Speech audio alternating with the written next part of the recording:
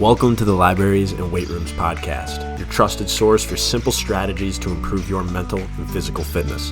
Throughout this podcast, we will discuss how you can manage your mental health by practicing mental fitness, building emotional resilience and curiosity to handle life's challenges. We'll also highlight the crucial link between physical fitness and your overall mental well-being.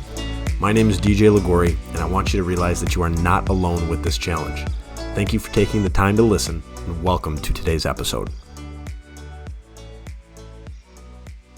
All right, what is up, everybody? Welcome back to the Libraries and Weight Rooms podcast. My name is DJ Ligori, and thank you so much for tuning into today's episode. I am grateful for you and really appreciate you taking some time out of your day to listen to today's show.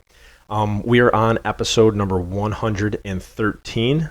Crazy to think that we have passed the 110 mark, and very excited to see where we continue to go with this podcast. And today we're going to talk about why we like people. And there's a certain thing that these people do that we are ridiculously interested in.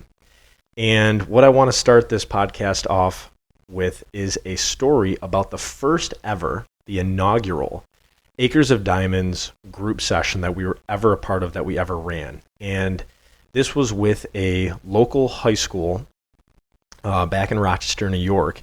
And it was a group of high school students. And basically what we did with these students was we worked them through our initial 6 modules that we had created of culture, connection, toughness, roles, visualization, and love. And we did this on Saturday mornings with about 10 students, and it was incredible. It was ultimately the first real introduction of Acres of Diamonds into the workplace, especially the educational system, to see how this type of work was actually received. And you know, I'm biased, but I thought it was absolutely awesome, and we got some incredible feedback from the students, as well as the teachers and staff who were a part of actually creating this group session. Sorry, I just had a notification come up. That was actually from one of our Acres of Diamonds business partners. Shout out Ray Brown. Sorry about that, but back to the story. So we're running this first ever Acres of Diamonds group session, and one of the sessions, I don't even know how this got brought up, but one of the students was talking about a student who wasn't in the actual group, and he was telling stories about this person. He was laughing, he was smiling, and as he was basically describing who this person was, the other students were starting to mimic their praise for this individual. They were laughing, they were smiling. The room exploded with excitement and positive energy. And Scott Gibbs and myself, we're sitting at the front of the room, and we're watching this unfold. And I'm like, what the hell is going on? Like, who is this person that this class of high schoolers is so enamored with? And so once the excitement had kind of settled down, I asked the group, I said, why do you guys like this person so much? And to my amazement, they all answered the question the exact same. Now, before I tell you what that answer is, any ideas what this person possessed that the group thought was just ridiculously awesome? Any ideas? The answer was authenticity. Every single person in that group said, this person's authentic.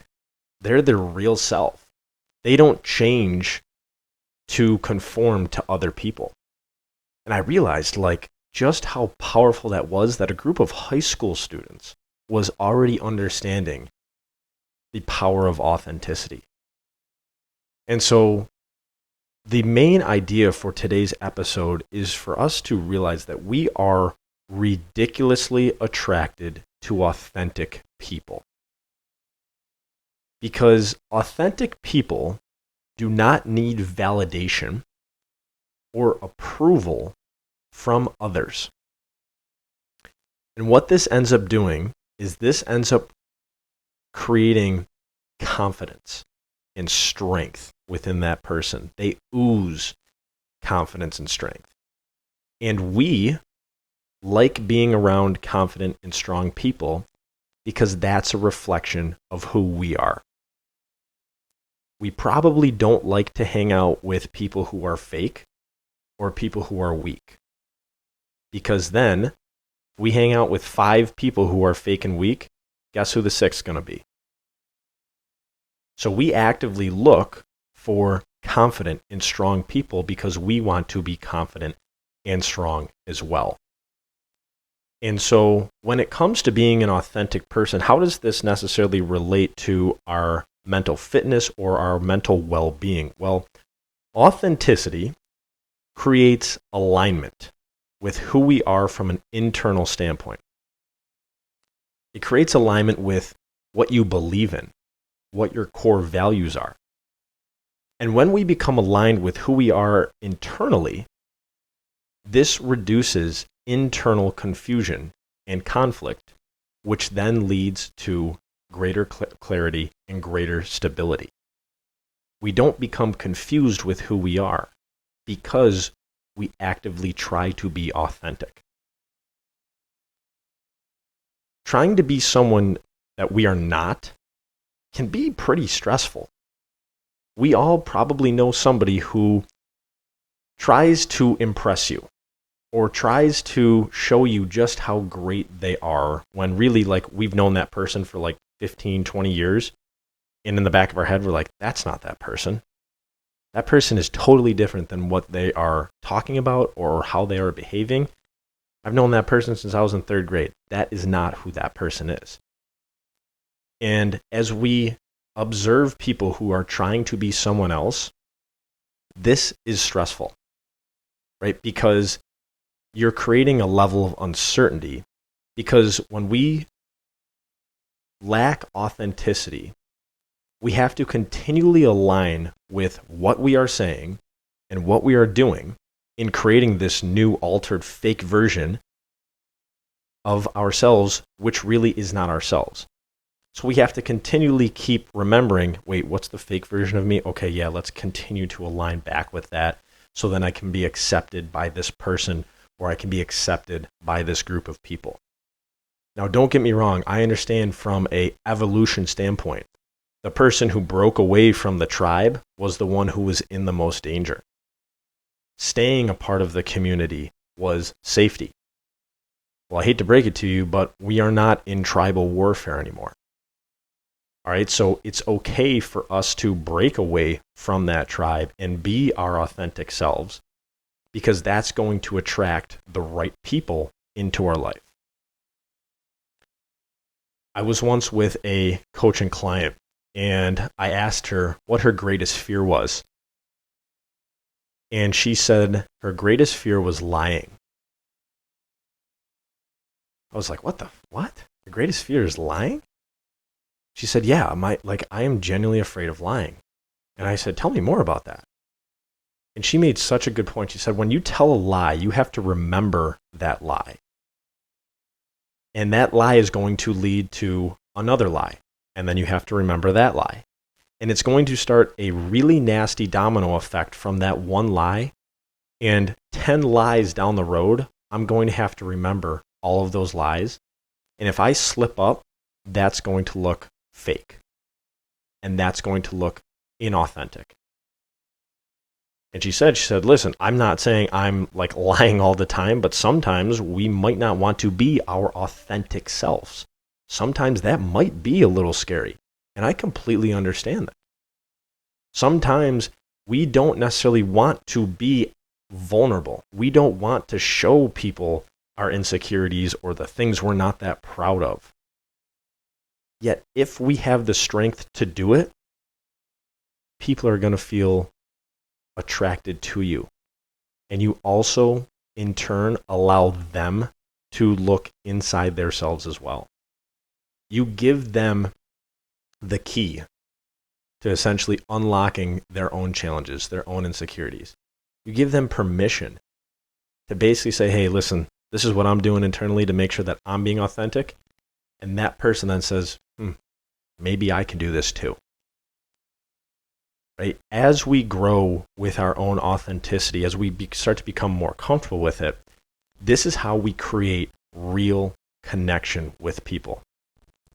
Because as we create real connection with people, These are people who are aligning with our authentic self. And these types of relationships provide real emotional support and a feeling of connection and togetherness. Right? Would you rather be with a group of 20 people who aren't really who you are, you're kind of unaligned, or would you rather be with a group of 5 people who are truly authentic and true to who you are too?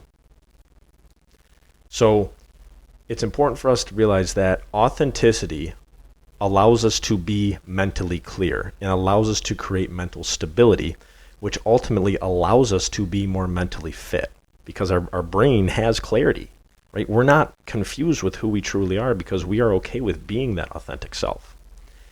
And if we try to avoid that authenticity, we're going to start to create stress and we're going to start to create anxiety because we are now unaligning ourselves with who we truly are, and we have to continually remember who that fake person is so then we don't get called out and say, wait, that's not you, right? Because we're creating this new altered version. We have to remember what that fake person believes in, what that fake person acts like, who that fake person hangs out with, and we ultimately create this new altered and facade version of ourselves, and that creates a lot of stress and a lot of anxiety.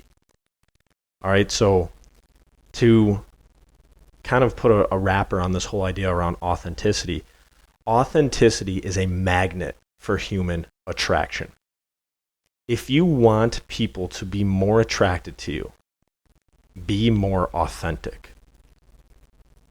Get to a point, a courageous point in your life, an honorable point in your life, to actually look at the things that you are scared of, to actually look at your insecurities, and to actually say to somebody, hey, I'm sorry, to actually apologize, to admit when you're wrong.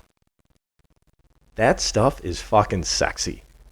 All right? I don't know if that's the best word to describe it, but it is attractive because it shows confidence. It shows strength. It shows someone who isn't afraid of the monsters. It shows someone who is willing to face them.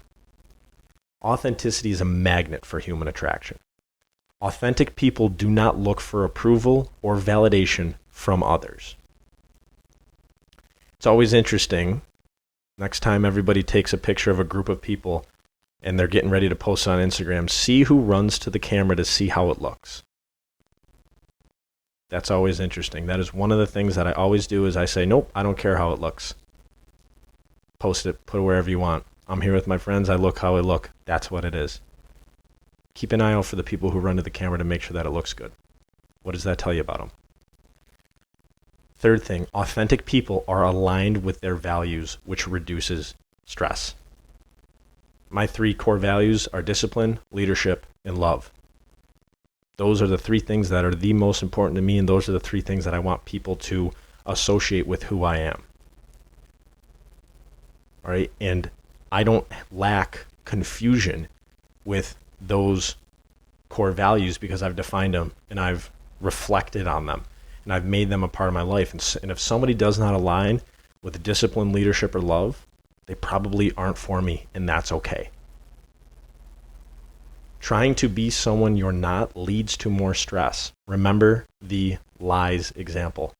The more lies we tell ourselves, the more lies we have to remember, and that gets stressful. And last, authentic people build stronger and more meaningful relationships. Authentic people find their tribe. They find the people who accept them for all of their flaws, all of their insecurities, all of their challenges, all of their demons, and they make them freaking beautiful. They make them part of the relationship.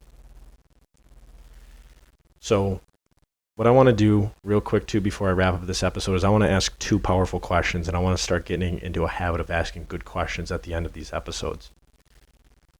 Who is the most authentic person in your life?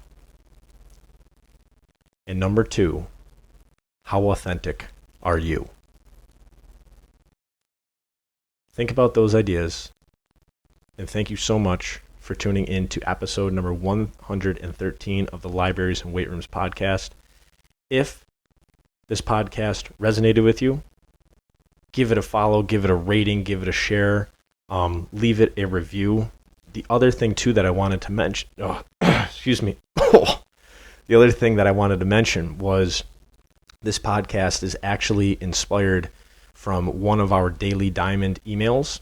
And basically, these are emails that we send out to our clients in our community Monday, Wednesday, and Friday mornings. And they are a simple, quick, under 30-second mental fitness tip for that day. And this was email number 311. And so if you would like to join the Daily Diamond list of our community, you can go to youracresofdiamonds.com/daily-diamonds. That's youracresofdiamonds.com/daily-diamonds. And I will also put the link in the bio of this episode as well as somewhere on the screen here. So again, let's work towards being authentic. I know this can be scary. This requires some courage, yet this is how we create attraction. And this is what we will look for in other people as well. Thank you so much for your time today and tuning in to episode number 113 of the Libraries and Weight Rooms podcast. My name is DJ Ligori, and I will talk to you guys soon. Have a great week, and we'll see you. Thank you for listening to today's episode of the Libraries and Weight Rooms podcast. If you received something interesting from today's episode, we would kindly appreciate if you could leave us a rating or a review, or even share this podcast with someone you believe needs to hear its message. The Libraries and Weight Rooms brand is a division of our parent company, Acres of Diamonds, where we are on a mission to end mental suffering through mental fitness. If you would like to learn more about our mission and support this cause, please visit our website at www.youracresofdiamonds.com. Take care, keep leading, and we will talk to you soon.